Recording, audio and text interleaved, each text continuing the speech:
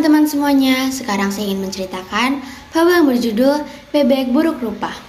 Hari yang indah di pedesaan, padang rumput yang hijau, dan rumput yang tinggi-tinggi.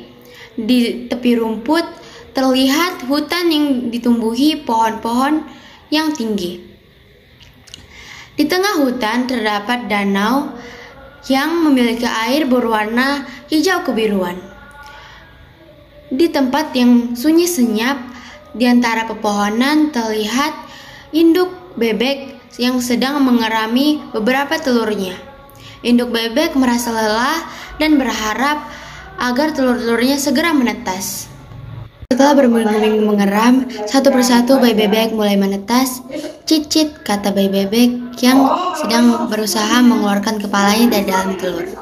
Bayi bebek mencari jalan keluar dan mulai mencicit-cicit. Bayi bebek melihat alam di sekeliling sarang dan berkata, "Betapa indahnya dunia." Induk bebek merasa sangat senang ketika anaknya baru menetas. Ia mulai bangkit dari sarangnya dan menunjukkan betapa indahnya dunia. Namun, baru saja dia bangun dari sarangnya, ia melihat salah satu telur yang sangat besar dalam sarangnya yang belum menetas. Setelah beberapa minggu, telur terakhir pun menetas.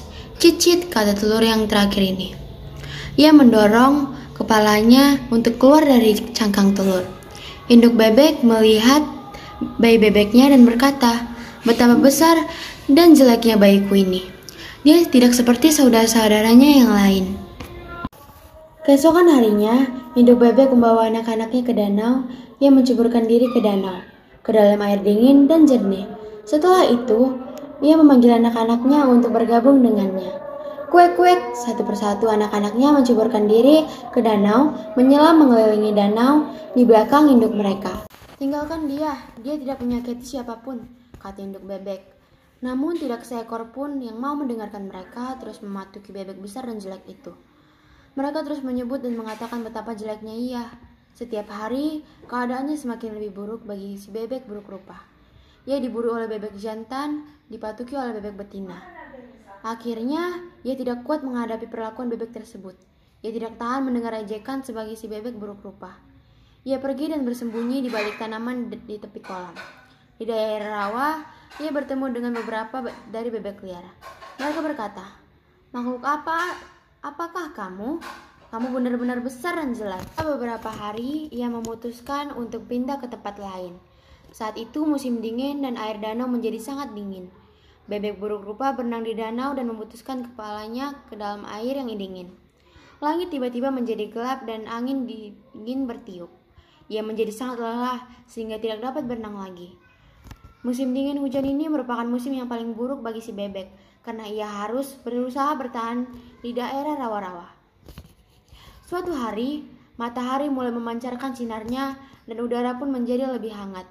Daripada kemarin, burung-burung mulai bernyanyi. Rumput-rumput mulai menghijau. Si bebek buruk rupa merasakan kehangatan sinar matahari dan ia mendengar burung-burung bernyanyi. Ia memaksakan dirinya masuk ke dalam air danau yang hangat. Sekawanan burung berbulu indah di atas rawa-rawa. Burung-burung tersebut sangat mempesona dengan leher yang panjang dan sayap yang lebar dan kuat. Dengan lemah gemulai mereka terbang dan mengelilingi danau, dan dengan anggunnya mereka mendarat di danau. Si bebek buruk rupa melihat burung-burung yang indah itu dan mengagumi leher mereka yang panjang dan bulu putihnya yang seperti salju. Si bebek ingin berenang menghampiri mereka, tetapi ia merasa takut. "Saya sangat jelek, tentu mereka tidak mau saya mendekat mereka. Mereka akan mematuki saya dan menyebutkan saya jelek." Namun, entah bagaimana, ia ingin mendekati mereka, sehingga ia berenang ke arah mereka. Ketika sedang berenang, si bebek melihat ke air di bawahnya dan ia melihat bayangan dirinya di air yang jernih. Ia bukan lagi si bebek buruk rupa, ia menjadi angsa putih yang indah. Angsa yang indah yang besar berenang mengelilinginya. Mereka membelai-belai lehernya, mereka sangat senang melihatnya. Beberapa anak di taman melihat ke angsa, mereka berteriak, Ada angsa baru. Mereka melemparkan remahan roti ke arahnya dan berkata, "Angsa baru ini sangat indah. Ia pun kuat dan tampan." Si angsa menggerakkan sayapnya dan menjulurkan lehernya yang ramping dan berkata, "Saya tidak pernah bermimpi mendapatkan kebahagiaan ini ketika saya menjadi bebek buruk rupa." Dan fabel dari saya, terima kasih.